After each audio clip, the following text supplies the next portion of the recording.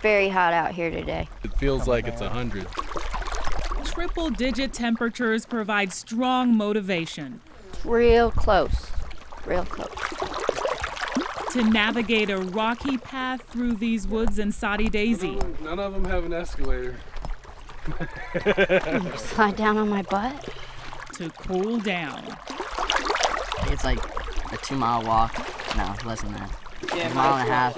Yeah, but then you just run up here and just jump, and it's such refreshing. By the time you get up here, your clothes are all sticking because you're hot. Sweaty.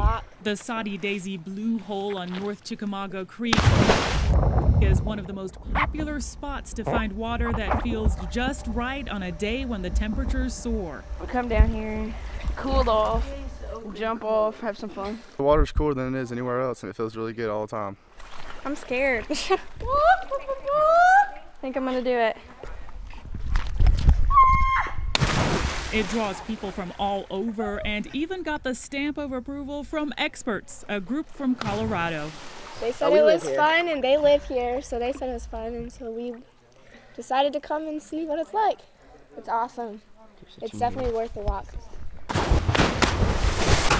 In Soddy Daisy, Nordia Epps, WDEF News 12.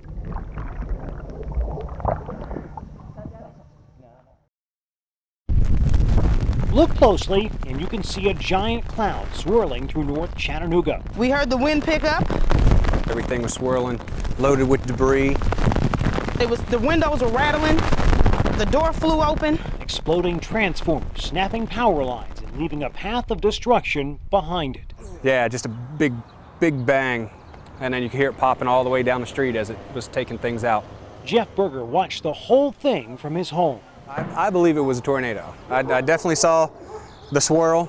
I saw debris tied up in it. Oh, I was just screaming tornado for everybody to run to get safety. That's all I knew to do. Down the road at Lawson's Electric, workers noticed the sky turn dark just moments before the storm struck their building. And all of a sudden the tree started just kind of twisting around in circles, and winds picked up and rain started running sideways, and all of a sudden the roof on the top of the building took off. The winds carried away a lot of the building's cover. Some of it landed in nearby parking lots. Telephone and power lines snagged other pieces. Just kind of freaked everybody out. We just stood there and watched the whole top of the building just take off. With a break in the weather, crews laid a tarp over the top of the building to keep the water out. Now, as the neighborhood cleans up, the shock of what happened begins to set in. You know, usually Chattanooga misses a lot of this stuff, but you know, sometimes the odds aren't always in your favor. In Chattanooga, Joe Legee, WDEF News 12.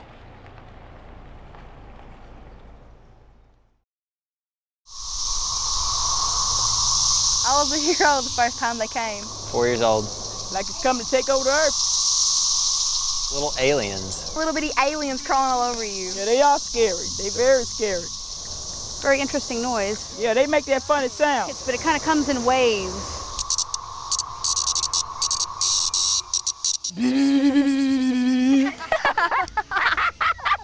Scared me half to death. I was at the bank a while ago.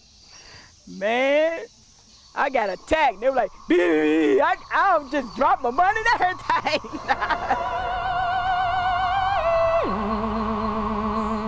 These creatures have this black body. And they got big red eyes. Creepy. They've been underground feeding on the sap of tree roots for 13 years, and they're completing their life cycle now. They're emerging, molting their skin one more time. This time they have wings, and finding a mate, laying eggs, and then the process starts all over again. Like they just keep flying around, and like they just seem to come out of nowhere. You just got to be very careful. If you have your mouth wide open, they'll fly in your mouth too. Well, yeah, those cicadas, I guess they must be up in some of these trees here. They do sound like an alien, though. Why they sound like that? Like, you know what I'm saying? Right, the males have a special organ on the sides of their bodies called a timbal. And it's kind of like a little drum, and there's hollow areas in their abdomen to amplify the sound. Yeah, it almost sounds like a bunch of little ray guns going off at once. all so he could get a girl. Like from what I know, they just come out of the ground, they mate, and then they die. Well, their job as the adult is to mate. So once they mate, they have no reason to live. As long as they go away and quit making that stupid noise.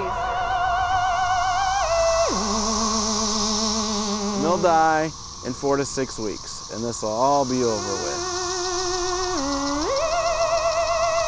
I don't want them to come back. This is the last time I want to deal with them.